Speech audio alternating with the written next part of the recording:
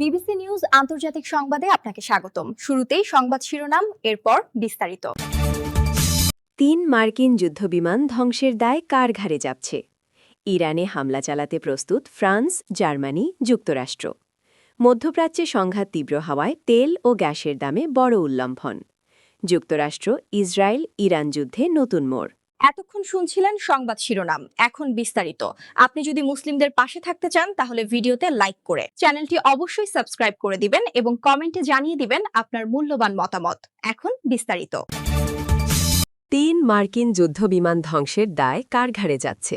ইরানে যুক্তরাষ্ট্র ও ইসরায়েলের যৌথ আগ্রাসনের তৃতীয় দিনের আলোচিত বিষয় ৩ মার্কিন যুদ্ধবিমান।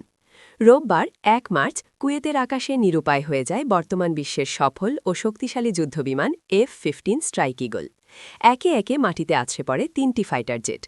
প্রথম দিকে দাবি করা হচ্ছিল যে যুদ্ধযানগুলো ইরানের ক্ষেপণাস্ত্রের আঘাতে ভূপাতিত হয়েছে। পরে সেই দাবি অস্বীকার করে নতুন তথ্য দেয় যুক্তরাষ্ট্র। আল জাজিরা জানায়, আজ সোমবার ২ March United states central command CENTCOM জানিয়েছে, রোববার ১ মার্চ কুয়েতের আকাশ প্রতিরক্ষা ব্যবস্থার মাধ্যমে ভুলবশত যুক্তরাষ্ট্রের ৩টি F-15 স্ট্রাইক ঈগল যুদ্ধবিমান ভূপাতিত হয়েছে। এক্সে এক বিবৃতিতে বলা হয়েছে, বিমানের ৬ জন ক্রু সদস্যই নিরাপদে বেরিয়ে আসতে সক্ষম হয়েছেন। তাদের উদ্ধার করা হয়েছে এবং তারা বর্তমানে স্থিতিশীল অবস্থায় আছেন। কুয়েত এই ঘটনার কথা স্বীকার করেছে। আমরা কুয়েতে প্রতিরক্ষা বাহিনীর প্রচেষ্টা এবং চলমান অভিযানে তাদের সমর্থনের জন্য কৃতজ্ঞ। ইরানে হামলা চালাতে প্রস্তুত ফ্রান্স, জার্মানি, যুক্তরাজ্য। ইরানে ৩ দিন ধরে আগ্রাসন চালাচ্ছে ইসরায়েল ও যুক্তরাষ্ট্র।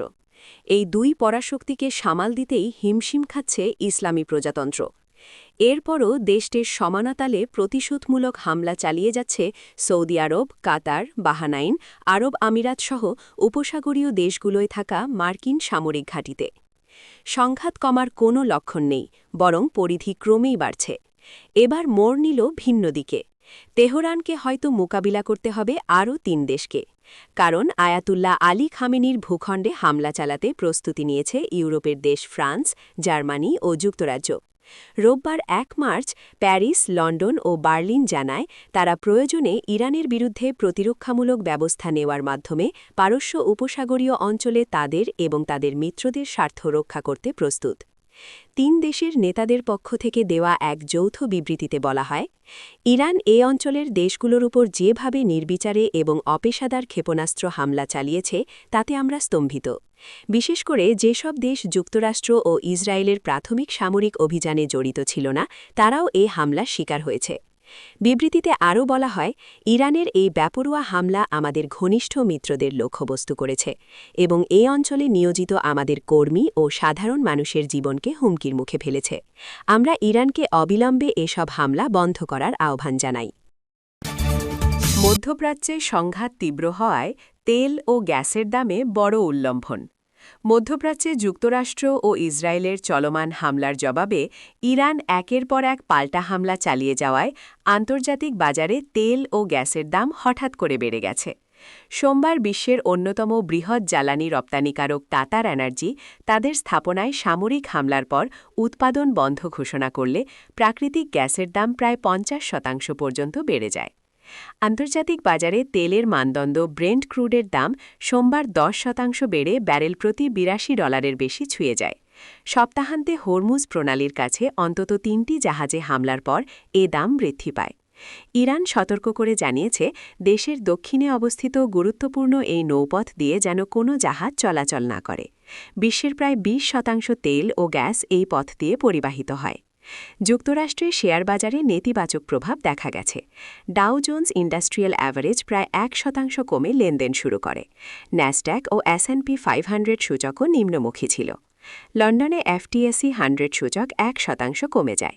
মধ্যপ্রাচ্যে আকাশপথে বিঘ্নের কারণে ব্রিটিশ এয়ারওয়েজের মালিকানাধীন কোম্পানির শেয়ার বড় পতনের মুখে পড়ে। বার্কলে, স্ট্যান্ডার্ড চার্টার্ড ও HSBCর মতো ব্যাংকগুলোর শেয়ার দরও পড়ে যায়। জ্বালানির দাম দীর্ঘ সময় বাড়তে থাকলে মূল্যস্ফীতি বেড়ে যেতে পারে এবং এতে কেন্দ্রীয় ব্যাংকগুলো সুদের হার কমানোর পরিকল্পনা স্থগিত করতে পারে, এমন আশঙ্কায় বিনিয়োগকারীরা উদ্বিগ্ন।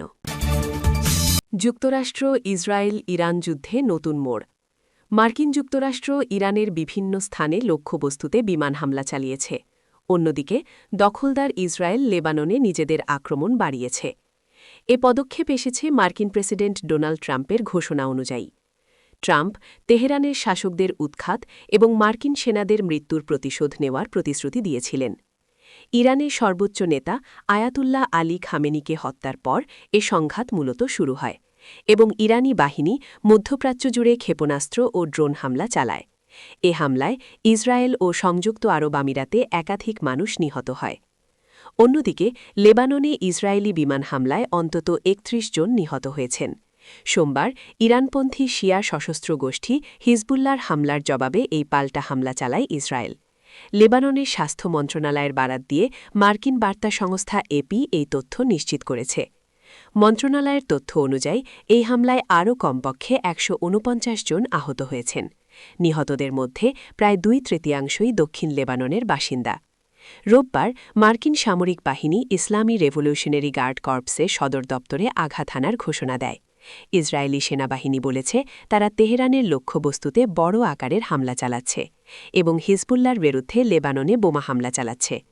হিজবুল্লাহ বলেছে তারা খামেনির হত্যার প্রতিশোধ নিতে ইসরায়েলের দিকে রকেট ও ড্রোন নিক্ষেপ করেছে।